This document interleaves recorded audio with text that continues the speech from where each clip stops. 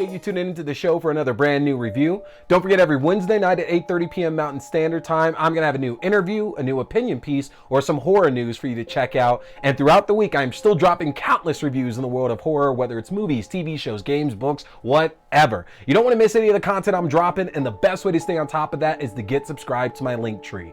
And you can do that by going to linktr.ee/T-Scary-Movie. If you get subscribed to my Linktree, that's going to give you access to the YouTube page for the video versions of the show, your favorite podcasting platforms for the audio-only versions of the show, to my Letterboxd page for my written reviews and my movie rankings throughout the year, to my TikTok page for my short horror content, including movie news and movie premieres, to my Twitch page for my horror gaming, including Phasmophobia for PSVR 2, and to my Fangoria shop page where you can enjoy a 20% discount off anything in the Fangoria shop, including a yearly subscription to a physical magazine. Take advantage of that, folks. Hit that subscribe button, as the more followers I get, the more content I can put out for all of you. And don't forget, we do giveaways every single month. This month, we are giving away the official novelization for Ty West's X. Folks, y'all know how much I love this movie and enjoy this trilogy here. X is one of my favorite films in quite a while at this point. It is a fantastic slasher,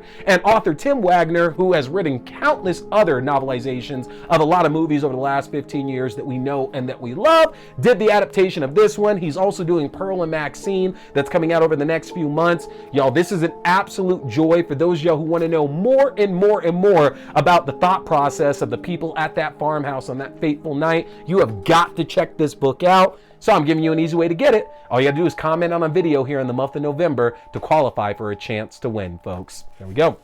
So, what are we talking about here tonight? Well, I just got done last week talking about some of the great horror stuff we still have coming out here over the next couple of months before the end of the year. And I got a chance to see one of those suggestions I was telling you about last week. So tonight, folks, I am talking about what is absolutely one of the best films of the year. No lie, Heretic. That's right, folks. We are talking the Hugh Grant-led Heretic. And let's not waste any time. If you haven't seen the trailer for this one before, Heretic focuses on a pair of young missionaries for the Church of Jesus Christ of Latter-day Saints who go to spread the gospel and end up at the house of Mr. Reed, played by Hugh Grant.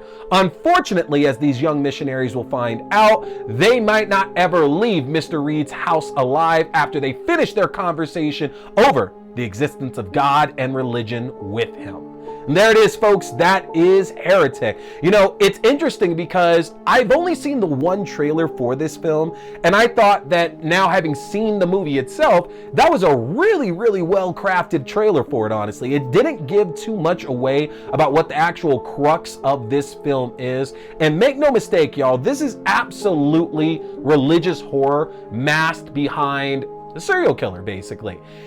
Hugh Grant is absolutely our villain of this piece for sure. And I had said last week on my holiday horror episode that it's nice to see that Hugh Grant seems to be having fun and he's taking these juicier roles as he's getting older, roles that we wouldn't necessarily see him get a chance to do back in the early days of his career when he was doing a lot of romantic comedies. And there's no like insult against those at all, because he's done a lot of films over the course of his career that I've enjoyed, but I definitely feel that in the last decade he's had a lot more movies that myself and a lot of other people have been interested in. And y'all, let me tell you, without question, his performance as Mr. Reed in this film is one of the best performances of the year. I am taken aback. I am blown away by what Hugh Grant did in this role. And part of that, yes, is knowing him for decades. Like, I don't know him, but knowing his career and seeing the performances that he's put on in other films. He gives a performance here that is completely unexpected, and I think is very disarming for a lot of people because they see him in this film and he's still got that charming British personality. He still speaks very lightly. He makes a lot of jokes throughout the movie, and I think there's a lot of hope that he will just fall back into what we've seen Hugh Grant do in all these different roles before and just be this charming person who's going to turn out to just be good. And that's not the case here in the least bit. He is very much the villain of this piece. But let me tell you though, y'all, a lot of that villainy is very much misplaced earlier on in the film. I think that Beck and Woods, who you should know their work by now, y'all. They've done Haunt, they've done 65. Oh, and they did a little film called A Quiet Place as well, too. These guys have done some tremendous films over the years that have really explored like the dynamics of family, fatherhood, and those bonds and that trust that we have with these people that we have to rely on like 100% of the time. Our lives are literally dependent on it. And I feel that they've had a really good voice for telling those kinds of stories. And that shifts over here to talking about our relationship with belief, about faith, about what you'll do to prove that faith as well. And can somebody actually shake you?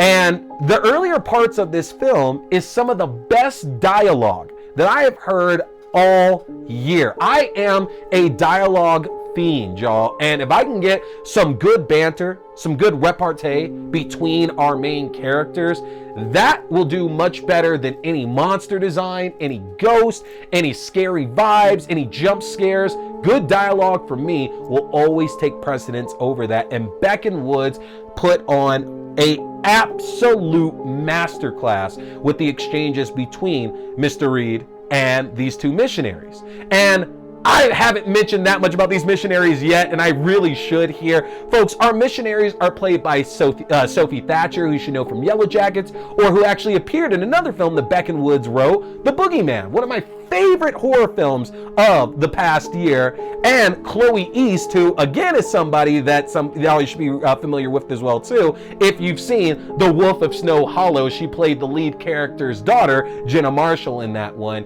But Chloe East and Sophie Thatcher play our young missionaries. And the movie does a great job to kind of show how different these two really are. That Chloe East's sister Paxton seems very devout, very much by the rules of things, and yet and still there's a curiosity that she very much has. Like, the movie opens up with her character, Sister Paxton, and Sophie Thatcher's character, Sister Barnes, having a discussion about porn and about how porn made her realize that God does exist. And you know, when I'm listening to it, it's like there is very much a curiosity in this story that you're telling. And that proceeds to happen a number of times throughout this film. And I think that's one of the best things about Sister Paxton's character, is that there is this curiosity to know more, but she still stands behind what she believes in, what she's been raised in, what her heart and soul is truly devoted to. And that is very, very much important for the crux of this story itself.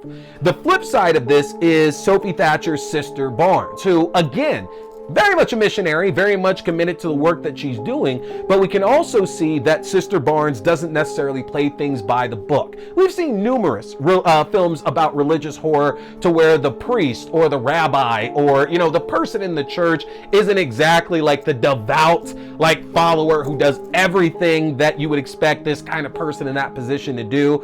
And I think Sophie Thatcher makes a great actress for that role, just because in the works that we've seen her do thus far, she always is playing this kind of rebellious young character that has to learn a lesson the hard way to really push through and like actually gain some development for herself. And that's still the case here with Sister Barnes here in Heretic as well. You find her taking more of that front leadership role once these two girls realize what's actually happening to them at that point. She's definitely the one that's showing more, like showing the bravery, showing that she has to be the one to get them through this. She'll have the ideas and she's going to help Sister Paxton make it through.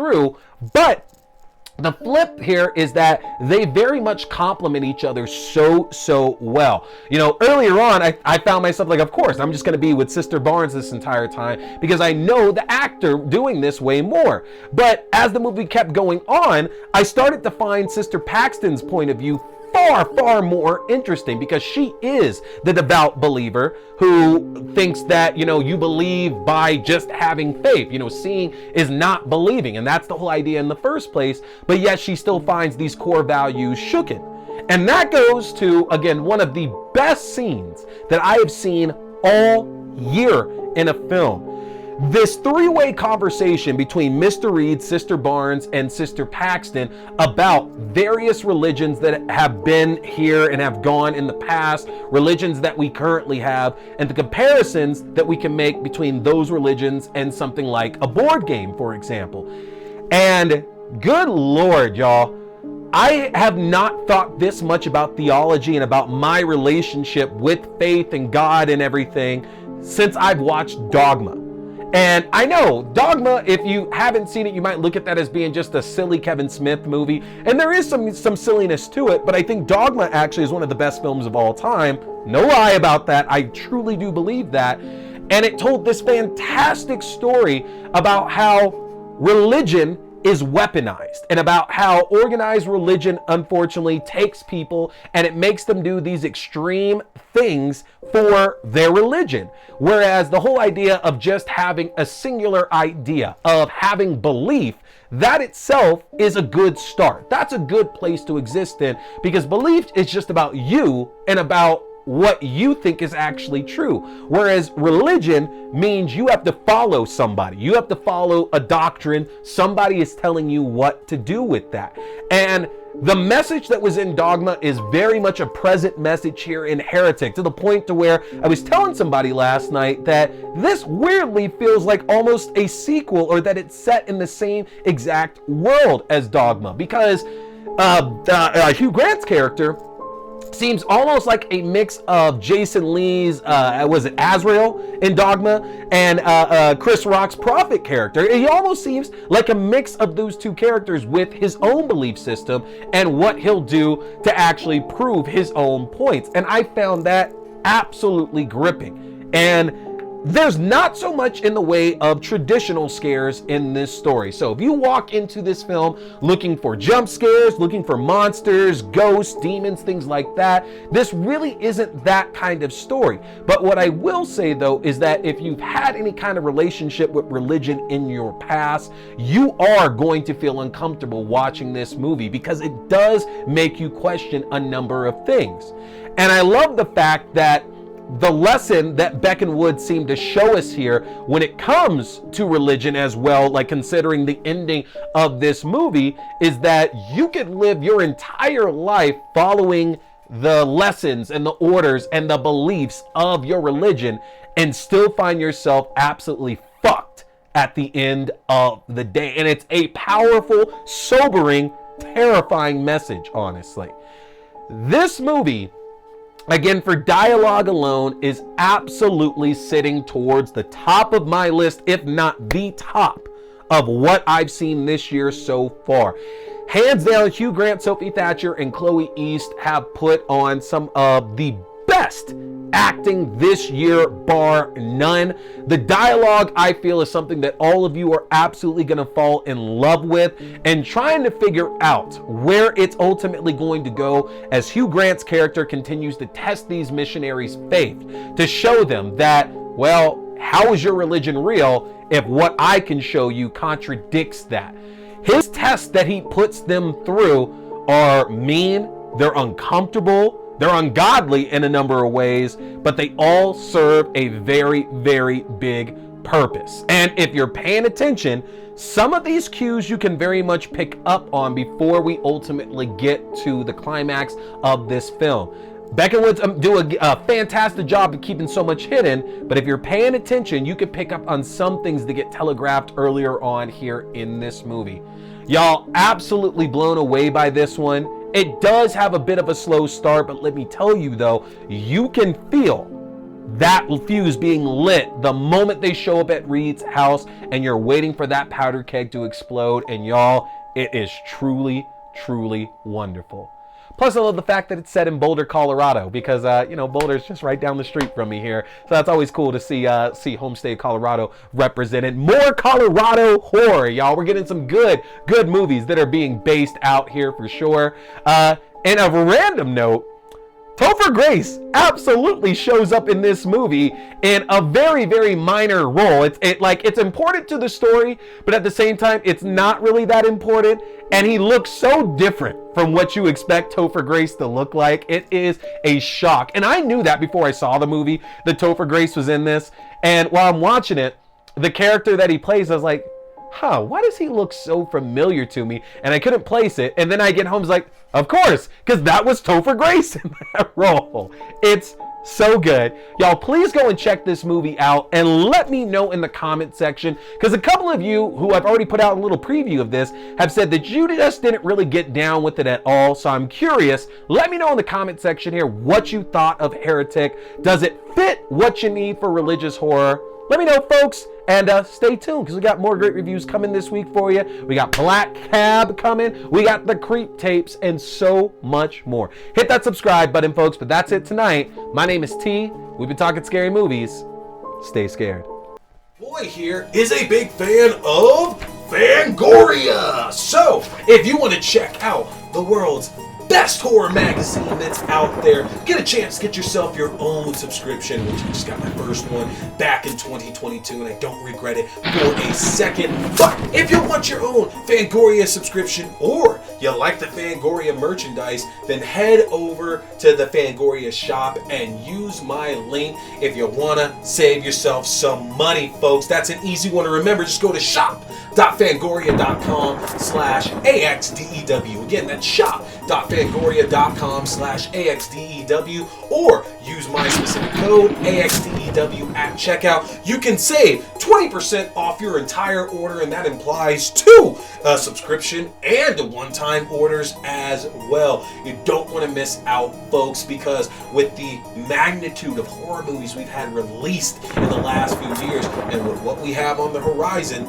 Fangoria is going to be your #1 source for all that great, juicy, bloody information in the world of horror. So again, head to shop.fangoria.com.